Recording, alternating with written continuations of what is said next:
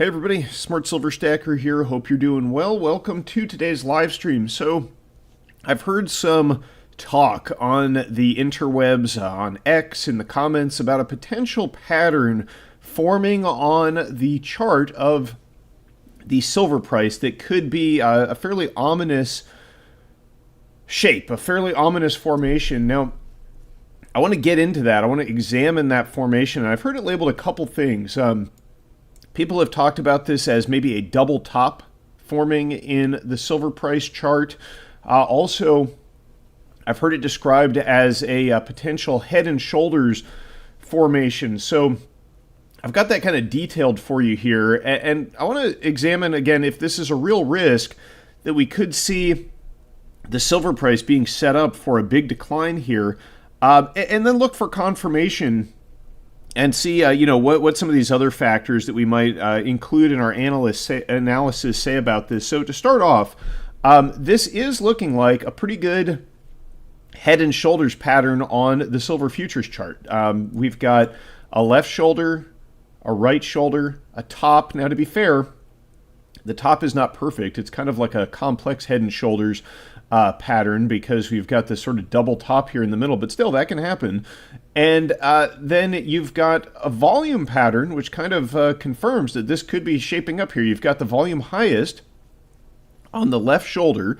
That is what you would expect to see. You have got a lower volume on the formation of the top, and then the lowest volume of all on the formation of the right shoulder. So all of those things do tend to confirm this. Now the neckline, and this is really the important level to keep in mind here when it comes to this formation on the chart, is upward sloping slightly. Now that is a sign that this is not as potent potentially a sign as it would be if, say, the neckline were sloping downward like that.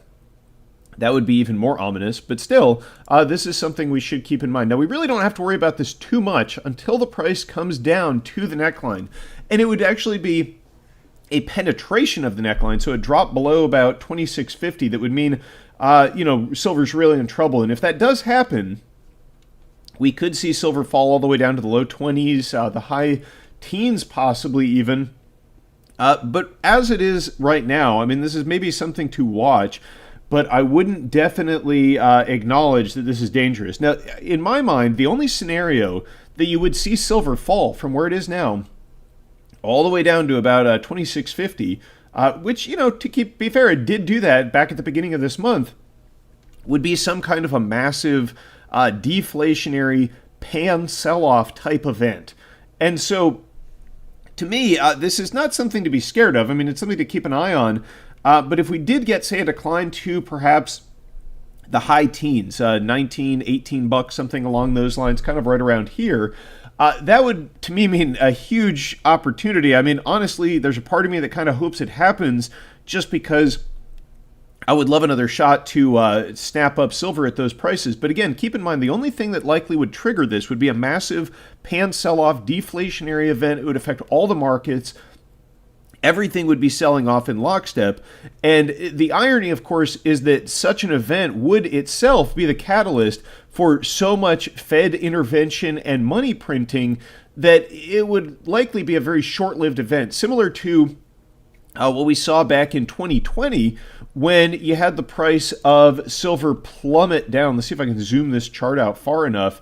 When you saw it plummet down to around 12 bucks, I mean, anybody who was able to take advantage of buy silver near 12 bucks or in this spike down, I mean, they did very well for themselves because, of course, what followed that was a huge wave of debt monetization by the Federal Reserve, and that's almost certainly what we would get in the event that this plays out to be some kind of a top. But that being said, I want to examine some other factors which I think kind of make this a very low probability scenario. So first of all, take a look at the chart of gold. I mean, the chart of gold doesn't look bearish at all. It's sitting near record all-time highs. You have got the gold price right now at $25.23. Record all-time high close for gold happened 2 days ago on Tuesday when gold closed at $24.40. So we're, less than $1 away from the record all-time high close. Gold's record all-time high intraday price is around $25.31. So, we're only $8 away from that. of course, if you take into account inflation-adjusted numbers, the real all-time high for gold was back in 1980 when it hit around $850, which in inflation-adjusted terms is over 3,000 of today's dollars. But, I mean, this chart's looking like we could be heading there and taking out real all-time highs in gold relatively soon. So I don't think you're going to see this pattern in silver complete as gold is breaking out to record all-time highs, right? It wouldn't make any sense. Also, on a shorter-term view, I'm going to zoom into the silver spot price here. We're in a pretty nice uptrend. We've been in an uptrend since the beginning of August. Actually, if we look at the 4-hour chart, you can see that the silver price is doing pretty well right now. There's this major zone of support here. Every time silver has touched that for the past month, you have seen a very strong bounce, and this uptrend appears to be in effect. Higher highs, higher lows.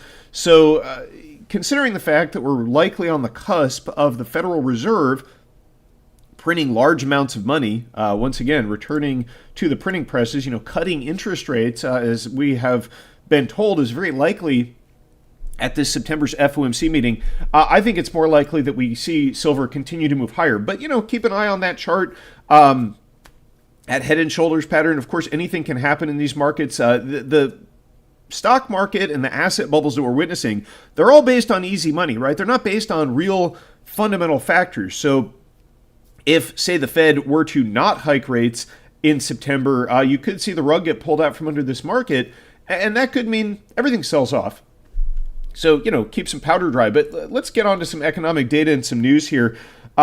You've got GDP data coming out today. This headline from Bloomberg: U.S. economy expands at revised 3% rate on resilient consumer. So they revised up second quarter GDP growth up to 3% from the original 2.8%. But, look, the U.S. economy, this data is being driven by consumer spending. So a lot of this revision was due to the fact that they revised personal spending up 2.9% versus 2.3% originally reported.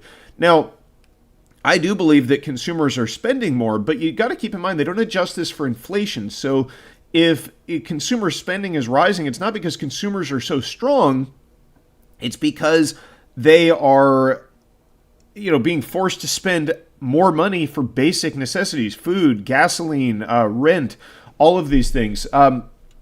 We got some data today as well. Initial jobless claims, they were kind of unchanged, so kind of a nothing burger there.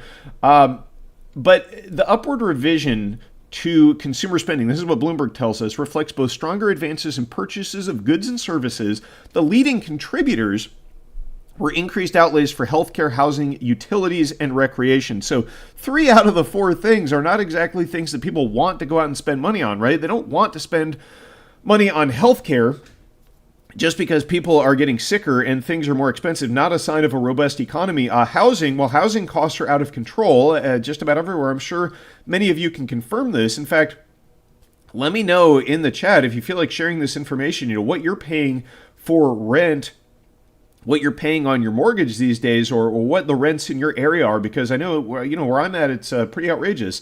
So also utilities. I mean, the cost of utilities are rising.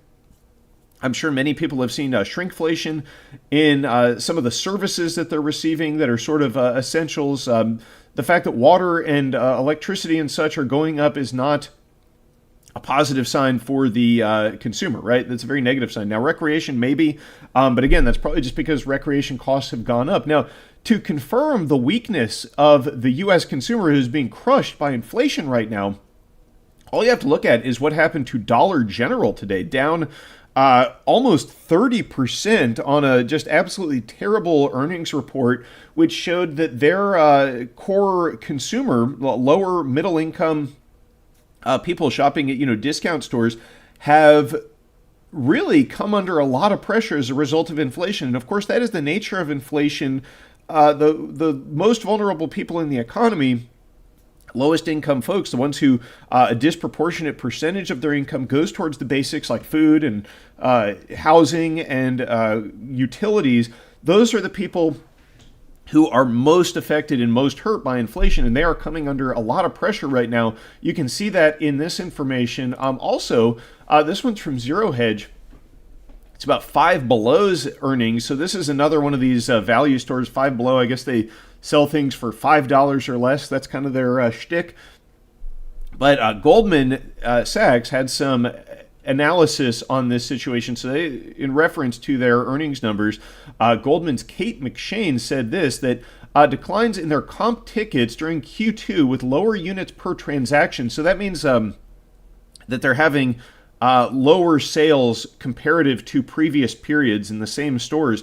This suggests that Five's core customers remain pressured and is continuing to reduce discretionary spending. More signs in retail that U.S. consumers are coming under a lot of pressure. Now, what does this have to do with silver? Well, the fact that the economy is continuing to suffer from consumers who are being forced to rack up debt at record high interest rates on a lot of these, consumer credit vehicles like credit cards. They're coming under a ton of pressure. Businesses, we know, are not hiring as much because money is tight. What the Fed really needs to do to relieve some of the pressure on the economy is slash interest rates. Now, in the long run, it's going to mean more inflation, more pressure. But for now, it allows people to borrow more so they can continue to spend. It allows businesses to borrow so that they can, pass that money on to their employees in some ways. And ultimately, again, this is not going to be very beneficial for the economy, but consumers are at the end of the rope. They can't just endlessly borrow the way that the government can. And so, they need a bailout, and we are near an election. So they're going to need to stimulate this economy. And when that happens, get the money printing in September, I think that we're going to see much higher prices for gold and silver. Now, it's kind of interesting looking at Dollar General and Five Below. In this country, we used to have these things called five and dime stores. Now, to be fair, this is kind of before my time, but let me know in the chat if you're watching, if you remember a time when they had these five and dime stores when you could buy things for a nickel, for a dime. I mean, it shows you how badly the purchasing power in the long term has been eroded, that now, we have a $5 store. We used to have a 5-cent store. So just a sign of, what's ahead. Don't expect the devaluation of the currency to continue or to stop anytime soon. Of course, if you have some silver dimes like they've got over at ST Bullion, today's video sponsor, those will still basically buy you the same thing that they would back when they were minting them back in the 1960s and earlier. Very low premiums on junk silver, though, over at ST Bullion, and it's one of my favorite things to stack. So if you want to get yourself some real silver dimes and quarters and half dollars, check them out with the link down in the description. Now, we got a speech from Fed President Raphael Bostic. He's the president of the Atlanta Fed, and he was giving a speech regarding rate cuts in September. He had this to say. He said that he wants to see a confirmation from the monthly jobs report and 2 inflation reports before the Fed's September 17th to 18th meeting, and see that the economic trends are continuing. So this was sort of a neutral statement. I mean, he says that he is on board for rate cuts. It may be time to move on them, but he is reiterating the fact that the Fed is data dependent here. So again, there is the possibility, like let's say that September rolls around, but inflation remains high or ticks up. Well, if the Fed takes away the possibility of rate cuts in September, if they say they're going to delay it more, then you might see the silver price collapse. You might see markets sell off in a big way. That's why I don't think they're going to do that. But keep in mind that right now, the markets, let's refresh this. See what the latest data is from the CME FedWatch tool here. Yeah, they're pricing in a 65.5% chance of a 25 basis point cut and a 34.5% chance of 50 basis point cut. So, if they don't get what they are expecting, what is already priced in, you could see a sharp sell-off in assets. And I think it would take something like that, something like the Fed taking away the much promised punch bowl of easy money and rate cuts to create a massive sell-off event. But, anything is possible here. I think it's more likely that the Federal Reserve will give markets what they want. I mean, that's kind of what Powell told us at Jackson Hole. Might be some dissenters who want to see inflation data come out lower. I mean, the data's all cooked anyway, so why not, right? It just depends on what they want to release. But tomorrow we have the PCE index being released. That could be a very important piece of data for silver and for monetary policy moving forward. Now, if we do get a cooler than expected or even a PCE in line with expectations, which is they're expecting, let's see, is this expectations? Yeah, the forecast is for a 2.7% increase in core PCE, 2.5% increase in PCE. Still significantly above Fed target of 2%, but probably close enough considering the language that we've been getting from the Fed that, they don't need to wait until inflation hits 2% because there's a lag time with monetary policy and all these things. God forbid that, inflation should go below 2%, even though it's been, way, way above it for many years now. But that's the situation. I mean, the Fed knows that they've got to get in here and save these markets. Just look at what happened to Dollar General. I mean, regardless of whatever the GDP numbers tell you, I mean, these numbers are all cooked anyway. The proof's in the pudding when you see places that are serving consumers getting whacked down 30% one day. What's easier to manipulate, right? A real share price in a market or just some data that gets reported? I mean, you tell me.